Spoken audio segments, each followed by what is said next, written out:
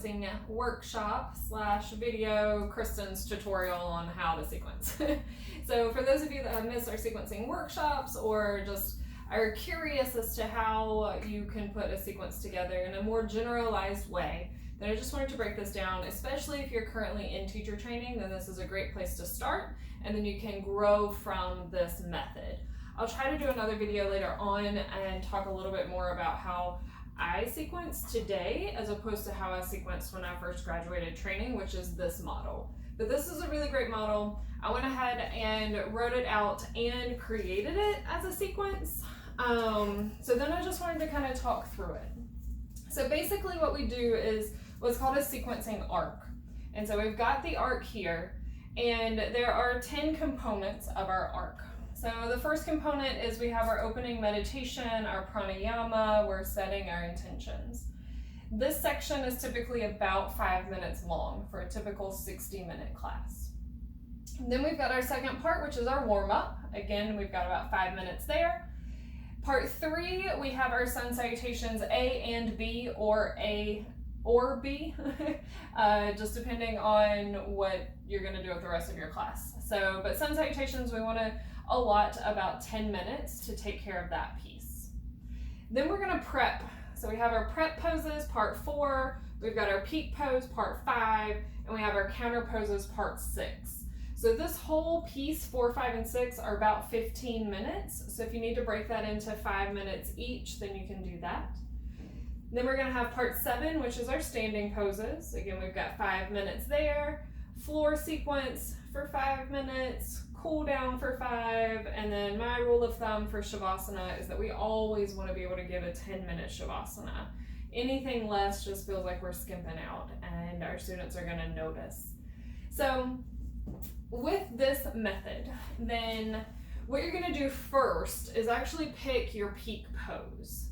So I went ahead and chose King Dancer. Y'all know it's my favorite. So Natarajasana is our King Dancer's pose. And then we have to look at, so I draw a little stick figure of it, which I think Natalie would be proud of my stick figure.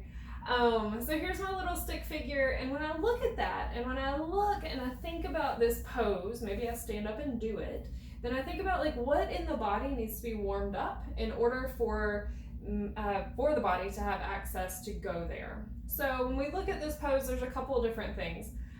I think about it from the ground up. Okay, so I need to work with balance, hip flexors and quads, the spine, we've got some movement in the spine there, and then opening across the chest and the shoulders and the heart. Okay, so now what I'm going to do is I'm going to work my way down both sides of the arc. So with these things in mind, balance, hip flexors, the spine, chest, and shoulders, then I'm going to think about some poses that I can do that are going to prep the body to open in those places. So over here I've listed like a low lunge or a crescent. That's going to get in our hip flexors. We can add that little baby back bend just to kind of get the spine used to it, you know, get it recognizing that then we might find some sensation there. That's going to help to open the front of the body, so the chest, the shoulders. So again, we're knocking off a couple things here. So crescent and low lunge are good options. And then we simply bring it up off the floor a little bit more, and we turn that into a warrior 1. And this is where we can really talk through warrior 1 and, you know, feeling the tuck of the tailbone and that length across the front of the hip flexor. Maybe the hands come behind us, we clasp our hands and we roll the shoulders back and open the heart up towards the sky. Again, all things in which we would do in King Dancer's pose, right? So then, if I think about like, okay, cool, so I've got crescent, lunge, I've got warriors, I'm opening my heart, then how do I counter that? I've prepped the body, I've done my King Dancer, so now I need to close that off. So now I'm gonna move over here and I'm gonna work my counter poses. So for me, this is just a sequence that I like to do a lot, but from King Dancer, I could take that, whatever leg is in my hand, so let's just say left foot, and bring it to the inside of my right leg and turn this into a tree pose, right? Like we've done everything to prepare the body here, so tree pose would be okay. And then maybe that knee comes in towards the center of our space, and maybe we grab that big toe for toe hold, big toe hold.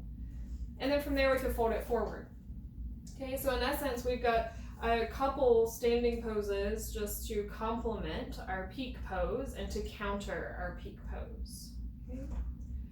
All right, so now I've got this chunk, and hopefully you can see like what this sequence might look like. You know, you would do like maybe low lunge or crescent, maybe both on the right side, and then the left, and then warrior one where we open the heart, and then the second side, and then you come into king dancer, and then this is almost like a sequence in and of itself, from king dancer to tree pose, big toe hold, fold forward, stand back up, step the opposite foot back, take that crescent low lunge, you can do it that way, dancer, tree, big toe, forward fold, opposite side. Hope that makes sense. So a couple ways that you could do that, but that whole piece could encompass about 15 minutes. Okay. So then with all of this in mind, knowing where we're going to go and what our intention is, what our plan is here, then we can look at our sun salutations. So because we've got warriors up here, is it necessary to do sun B? Maybe.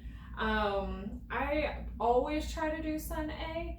So if I'm also going to add sun B, then I need to plan for more time. So based on how this sequence is looking, I personally would probably just stick with 3 rounds of sun A, just to get the heat moving through the body. We're gonna find some awareness of the breath, of our focus, and all of the stuff. We're gonna find our slow and steady breath, which we'll get to when I get down to my intention. Okay. So 3 rounds of sun A, that'll take 10 minutes, give or take. You could slow the first round down quite a bit. And just really talk through all the little finite pieces of sun A. Then sun B, or the second round of sun A, take it a little bit quicker. And then maybe the third round, you allow those students to do it on their own. Okay, so taking their own time to move through all of that. Okay, so that'll be give or take 10 minutes. But you'll see that we could, if it's less, then we'll be able to make up that time somewhere else. All right, so then moving on down here, our warm-ups, you know, to be quite honest, many of y'all have probably heard me say this, but from a trauma-informed perspective and just a personal experience, I always teach the exact same sequence for my warm-up, just because people know what to expect. And they're like, okay, we're here, we know what to expect. Kristen's gonna teach, we're gonna do hip circles, we're gonna do cat-cow, child's pose to down dog, maybe make a little sequence out of that.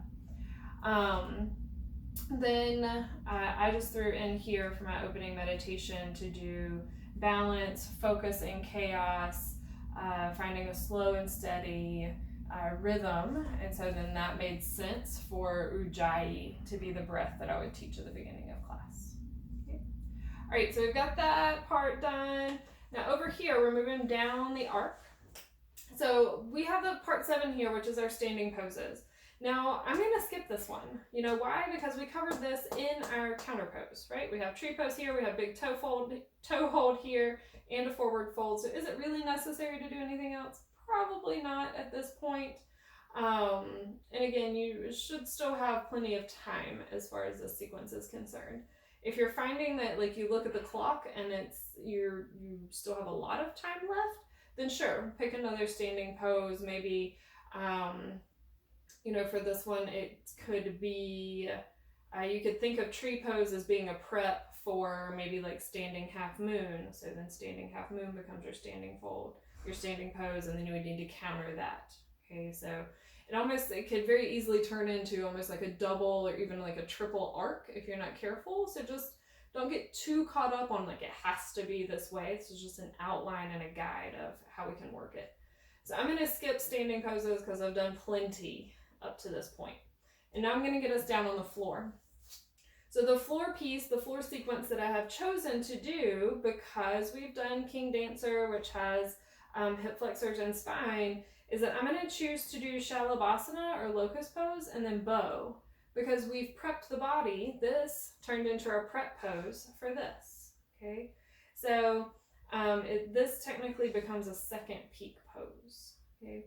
If Shalabhasana or bow are not something that you want to teach, another one that could be appropriate would be just bridge pose or wheel. Okay, same thing. We've still got opening in the hip flexors, arch in the spine, and then giving the opportunity to move into wheel or to teach wheel. You know, this is a place too where if you are more of a flow type teacher, you might flow through all of this and then almost have like workshop time here. So where you're kind of missing out on a couple minutes here, maybe over here, then you could really like break down a couple different ways to work through bridge, or a couple ways to work through wheel, go around and offer assist if people are comfortable with that, or they ask for that in a wheel. Same with Shalabhasana or bow pose. Okay. All right, so from there we're going to come over to our cool down. So in my classes, again, just with my warm up, I always teach the same thing for my cool down, except here we've got knees to chest. We do Apanasana, so one knee hugs in, the right knee first, and then the left, and then we take a twist.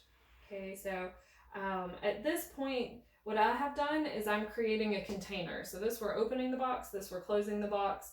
Everybody knows that they can trust me through here, and then when we get back to this point, to the cool down, and I say hug your knees into your chest, we're done. I'm not going to ask you any more hard questions. I'm not going to require you to like get back up for any other reason.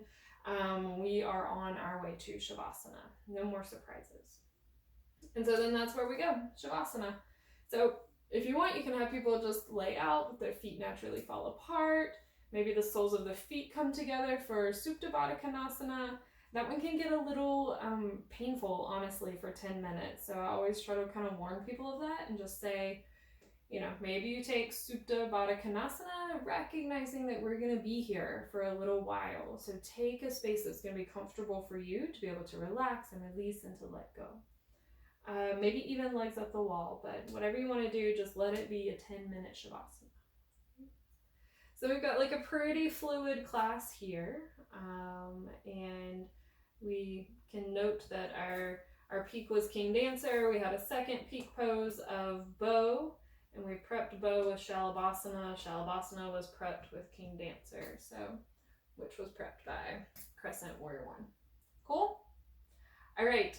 So I hope that has been helpful, and I'll do another video and kind of break down the exact ways in which I sequence now. It looks a little bit different than this, but the preps, the peaks, and the counters are all threaded into Sun Salutations, so it's just a different style of teaching. But I hope that that's been helpful, and yeah, we'll see you on the next video. See you soon.